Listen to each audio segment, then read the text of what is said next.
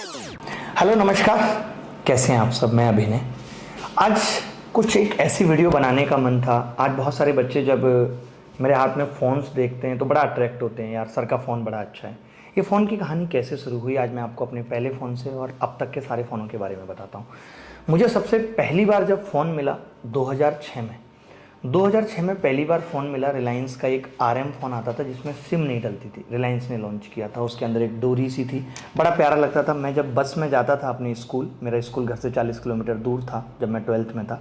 12th में मुझे पहली बार फ़ोन मिला तो मैं उसमें अलार्म सेट कर लिया करता था कि अलार्म बजेगा, क्योंकि उस टाइम कोई फ़ोन करने वाला तो आपको था नहीं, कोई आप हैं नहीं, आपको कोई जानता नहीं है, ताकि अलार्म बजे और मैं उठा के ऐसे बोल दूँ हाँ बस घर पहुँच रहा हूँ। मतलब मेरे को ये चीज़ें बड़ा अट्रैक्ट शुरू से करती थी। मैं हमेशा एक चीज़ कहता हूँ कि जीवन में कई तरीके के लोग होते हैं। कई लोग सिर्फ पैसा कमाते हैं लेकिन उन्हें फ़ोन या किसी और चीज़ का शौक़ नहीं होता, वैसे लोग भी होते हैं। कई लोग ऐसे हैं पैसा नहीं कमाते लेकिन उधार लेकर के शौक़ पालते हैं, वो भी एक जीवन का अपना अलग आनंद है। कई लोग ऐसे होते हैं जो कमाते भी हैं और शौक़ भी पूरे करते हैं। मैं तीसरी कैटेगरी में आता हूँ कि मैं कमाता हूँ तो शौक़ भी पूरा करता हूँ। मैं हमेशा यही सोचता हूँ कि 500 साल के लिए यहाँ पर नहीं आए। जो मन करता है, जो दिल कहता है, जो मन में आता है वो कर लेना चाहिए। पता नहीं फिर कभी ये हंसी रात हो ना हो, फिर ये मौके मिले ना मिले। तो ये मेरे पहले फ़ोन की कहानी थी। इसके बाद जब दूसरे फ़ोन की बात आई तो मैं तैयारी करने बाहर जाने वाला था। तो मेरे पिताजी ने कहा कि चलो तुम्हें अच्छा फ़ोन दिलवाते हैं, तैयारी में ज़रूरत पड़ेगी। तो वहीं हमारे ताऊ जी बीच में आ गए, कह रहे नहीं वीडियो वाला फ़ोन। उस टाइम एक फ़ोन चला था 8-9 हज़ार रुपये का जिसमें वीडियो चल जाती थी। उन्होंने नहीं दिलाने दिया या पिताजी का बजट नहीं था, कुछ नहीं कहा जा सकता, बट हमें फ़ोन मिला नोकिया 1600 और वो पहला कलर्ड फ़ोन था। मुझे आज भी याद है कि मैं उस फ़ोन को डब्बे में रख लेता था। कई बार घर की कॉल मिस हो जाती थी क्योंकि मुझे लगता था फ़ोन पे कोई स्क्रैच नहीं आना चाहिए। उसमें हमने रिंगटोन लगाई थी धूम मचा ले धूम मचा ले। एक बड़ा अलग ही फील आता था नोकिया 1600 में। उसमें क्रिकेट गेम भी था, मैंने बहुत छक्के लगाए।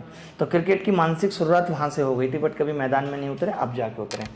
ये मेरा पहला फ़ोन। उसके बाद जब मैं आ गया तो कॉलेज में जाने की बात आई तो मैंने पिताजी को कहा कि अब तो लैपटॉप पे इंटरनेट चलाना है। तो उन्होंने 3110 फ़ोन दिलवाया, नोकिया का 3110 काले रंग का फ़ोन, बड़ा फेमस था। जब हम कॉलेज में पहुँचे थोड़ी सी हवा लग गई, हम पिताजी के पीछे पड़ गए, एक बढ़िया फ़ोन दिलाओ, बढ़िया फ़ोन दिलाओ। मैंने ये देखा है इसमें कि पिता अपने सपनों को मार करके, अपनी ख्वाहिशों को मार करके बच्चों के लिए जीता है। मैं आज भी उस मोमेंट को याद करता हूँ और इमोशनल होता हूँ कि मुझे मेरी क्लास की एक लड़की ने कह दिया था N70 फ़ोन बड़ा अच्छा है और मैंने जिद पाल ली घर आके मुझे N70 चाहिए। एक दिन मैंने खाना नहीं खाया आराम से, पिताजी लेके गए, अलीगढ़ हमारे घर के पास पड़ता था, कि चलो फ़ोन ले लेते हैं तुम्हारे लिए। जब लेके गए तो वो फ़ोन बेसिकली बंद होने वाला था, तो कम जगह अवेलेबल था, तो 9700 रुपये का दे रहा था। पिताजी ने कहा 9650 का दे दे, उसने मना कर दिया, थोड़ा एटीट्यूड में मना किया। पिताजी को बुरा लग गया, वो भाई सब निकल आए वहाँ से, कह रहे अब नहीं चाहिए, जा तू रख ले। उनका थोड़ा सा ऐसे एटीट्यूड था ही, और ऊपर से ये भी लग रहा था पैसे बच रहे हैं। वो वहाँ से 5 किलोमीटर हरदोआगंज तक पहुँचे और उन्होंने मेरा चेहरा देखा कि एकदम रोने वाला हो रहा है ये वो भाई साहब, उन्होंने वहीं पे बाइक रोकी, बाइक से हम आए थे अलीगढ़, और बोले कि सुन भाई, और उन्होंने कहा कि अब तू यहाँ से ऑटो या रिक्शा पकड़ और तू उसी दुकानदार से फ़ोन लिया, मैं तो नहीं जाऊँगा। उनका थोड़ा सा ऐसे रहता था, मैं नहीं जाऊँगा। उन्होंने मुझे पैसे दिए, मैं गया, 9700 का वो फ़ोन ले आया। मैं समझता हूँ कि मतलब पिता अपनी बच्चों की ख्वाहिशों के लिए क्या कुछ नहीं करता। और मैं अब मुझे याद आता है कि मेरे पिताजी की उस वक्त स्थिति कोई बहुत बढ़िया नहीं थी, लेकिन नहीं, बच्चों की खातिर एक पिता का फ़र्ज आज हमें समझ आता है जब हम खुद पिता बन जाते हैं कि बड़ा मुश्किल है, बड़ा कठिन है पिता निभाना।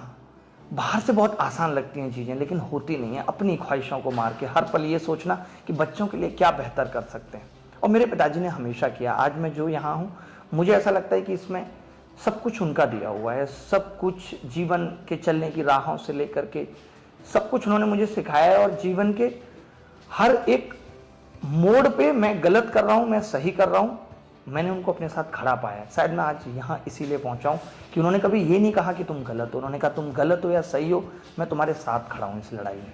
वो प्यार दिया। उसके बाद ये कहानी N70 पे ख़त्म नहीं हो जाती। उसके बाद N70 ख़राब हो जाता है, वापस जाता है नोकिया में, और फिर हमें फ़ोन मिलता है 5130, और मैं कॉलेज के 3 साल तक उस 5130 फ़ोन से काम चलाता हूँ। और जब दिल्ली तैयारी करने आ जाता हूँ तो भी मेरे पास 5130 फ़ोन होता है।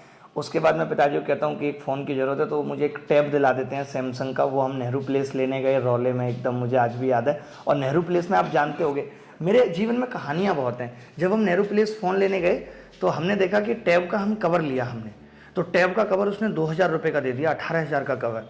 हम जब बाहर निकल के आए, और उसने बाहर से मंगवाया, जब हम बाहर निकल के आए तो एक दुकान पे देखा 200 का मिल रहा है। पिताजी ने कहा हम तो इतने का लाए। वो दुकानदार बोला जो बाहर रेडी लगाते हैं कि हमसे ही तो लेके गया, उस दुकान से लाए होगे। कि हाँ भाई साहब मैं तो क्या ही कर सकता हूँ, मेरा हल्का फुल्का शरीर। पिताजी गए भाई साहब नेहरू प्लेस के अंदर, उन्होंने अपनी धौंस से, बॉडी थी इतनी जबरदस्त 6 फुट 4 इंच हाइट, वो कवर वापस कर दिया 2000 रुपये का, और बाहर से फिर हमने 200 का लिया वो। तो वहाँ पे फिर हमने टैब ले लिया।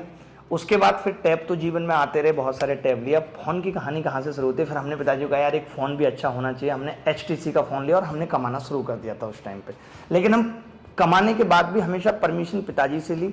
आज भी पैसे मैं पिताजी से ही लेता हूँ, सब कुछ जिम्मेदारी उनकी है। मुझे फ़ोन लेना है तो मैं उनको कहूँगा यार मुझे एक फ़ोन लेना है, हर चीज़। आज भी मुझे ये चीज़ अच्छी लगती है कि जब तक वो हैं तो बॉस वही रहेंगे। मुझे ये चीज़ कॉन्फिडेंस देती है और मैं आप सबको भी ये सिखाना चाहता हूँ, क्योंकि पिता उस सूर्य की तरह है, पता है, जब तक वो रहता है ना तो जीवन में चमक बनी रहती है, नहीं तो अंधेरा छा जाता है। गरम जरूर है, डांटेंगे, हम खूब पिटे हैं, ऐसा नहीं है कि पिटे नहीं, आज भी दर्द हो जाता है, लेकिन जो पिता का प्रेम है वो अतुलनीय है। सबके लिए वही होता है, और जो लोग पिता की रेस्पेक्ट करते हैं, उन्हें प्रेम देते हैं, वही जीवन में बहुत आगे जाते हैं, वही चमकते हैं।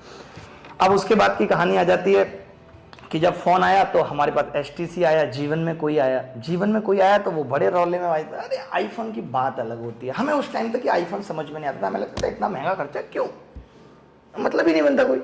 आईफोन की बात अलग होती है। तो फिर हमने सन 2015 में सबसे पहली बार iPhone 6 लिया। मैंने कहा यार iPhone 6 होना चाहिए। कोचिंग हम पढ़ा रहे थे, ठीक ठाक हम अर्न भी करते थे,